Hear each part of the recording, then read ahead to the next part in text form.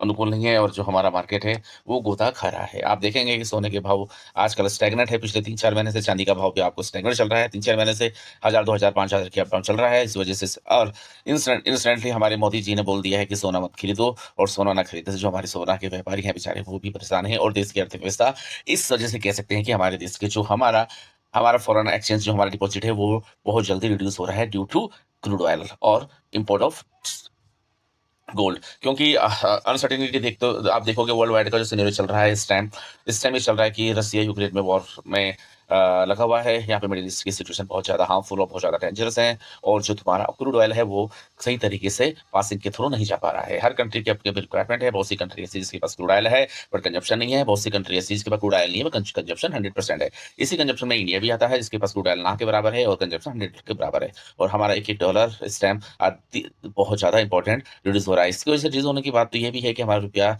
थमने का नाम नहीं ले रहा है। ये गवर्नमेंट की नीति है या देश की विकृति। क्योंकि डॉलर इस टाइम हमारा जो डॉलर है वो 95, 97, 100 से ऊपर जा सकता है। यदि हमारा डॉलर 100 के 100 पार गया तो आप सोच सकते हैं पेट्रोल के दाम तो बढ़ेंगे बट हमारा जो हमारा रिज़र्व है वो भी हमारा डॉलर रिज़र्व बहुत ज़्यादा ही सिंकिंग मोड पे जा रहा है, जिससे हमें आने वाले समय में व्यापार करने में, ट्रांज़ैक्शन करने में प्रॉब्लम आ सकती है। इसी वजह से हमारे देश के प्रधानमंत्री ने बोला है कि सोना मत खरीदो और पेट्रोल का कम से कम यूज़ करो। मगर ये सिचुएशन आई क्यों उसके बारे में सरकार को भी सोचना चाहिए, क्योंकि सरकार जब सोचना चाहिए तब सरकार अपनी बातें भाषणों में व्यस्त रहती है, पॉलिटिक्स में व्यस्त रहती है और कहाँ कैसा किस दाव से हमें चुनाव जीतना है इसमें व्यस्त रहती है। मगर जनता में, पब्लिक जनता में किस तरह से हमें कंट्रीब्यूट करना है पैसे को वो नहीं सोचती है। फ्रीबीज़ का चर्चा चल रहा है, बस वोटों की राजनीति चल रही है मगर देश के नौजवानों के बारे में कोई नहीं सोच रहा है, क्योंकि जब उनको सोचना था तो कॉकरोच ही बोल दिया जाता है। अब हम बात करते हैं निफ्टी के बारे में। निफ्टी इस टाइम हमारी बहुत ज़्यादा स्ट्रगल मोड में चल रही है। स्ट्रगल मोड में क्या बोल सकते हैं, अब मैं भी आपको दिखा देता हूँ सिस्टम क्या चल रहा है हमारा। हाई निफ्टी चल रहा था हमारा कम से कम 26,000 समथिंग का। आप देखेंगे हमारा निफ्टी का स्ट्रक्चर क्या चल रहा है। निफ्टी का स्ट्रक्चर बहुत ही ज़्यादा अंडरस्टैंडेबल है। अभी निफ्टी देखोगे आप, मैं आपको दिखा तो डेली बेस में आता हूँ, डेली बेस में आपको दिखा पहले मैं आपको मंथली बेस पे दिखाता हूँ। मंथली बेस पे दिखाने की मैं कोशिश कर रहा हूँ आपको और कृपया ये मेरा सपोर्ट करिएगा कि मैं आपको इस तरह से दिखा सकूँ। ये आप देखोगे मंथली बेस में कितना आ रहा है, हमारा हाईएस्ट लग गया था 26,396 97 अप्रॉक्स 26,400 हम हाईएस्ट माने।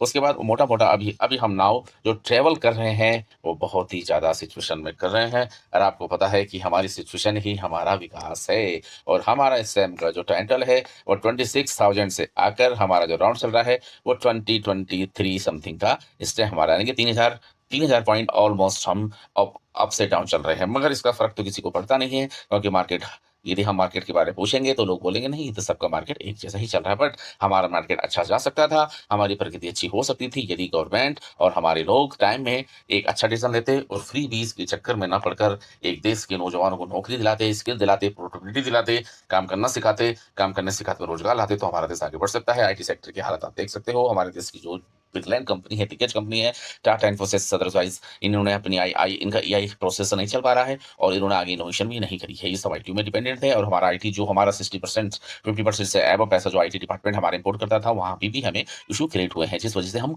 हमारा जो डॉलर जो हमारी इनकमिंग डॉलर्स जो हम इम्पोर्ट आता था हमारे पास सर्विस के थ्रू, वो नहीं आ पा रहा है। एक्सपोर्ट हमारे इतने हिसाब से अच्छे बढ़े नहीं है, क्योंकि आप देख सकते हो कि पिछले वाले टाइम से चाइना का हमारा डिफिसिट बहुत लगातार बढ़ रहा है। हम बहुत ज़्यादा इम्पोर्ट कर रहे हैं, हमारी रिलायबिलिटी चाइना के अंदर बहुत ज़्यादा बढ़ रही है। हम मैन्युफैक्चर नहीं कर पा रहे हैं।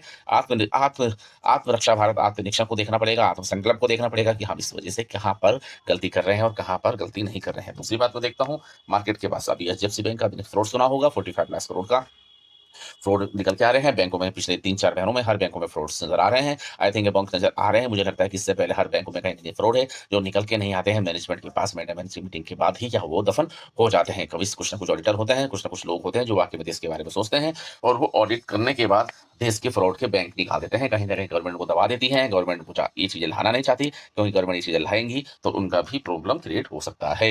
अब हम बात कर रहे हैं देश की सबसे बड़ी क्रूड ऑयल में। क्रूड ऑयल देखोगे आप, क्रूड ऑयल का जो टाइमिंग चल रहा है बहुत ज़्यादा मेजर है। 83,100 टन पर बैरल क्रूड ऑयल फ्यूचर चल रहा है और मुझे लगता है कि क्रूड ऑयल आने वाले टाइम में आपको बहुत ज़्यादा प्रोसेस करना नहीं देगा, क्योंकि time is not good for the person as well the life. अब ये देखेंगे, आप देखेंगे एस&पी निफ्टी इंडेक्स देखो क्या चल रहा है। वाह, वाह, वाह!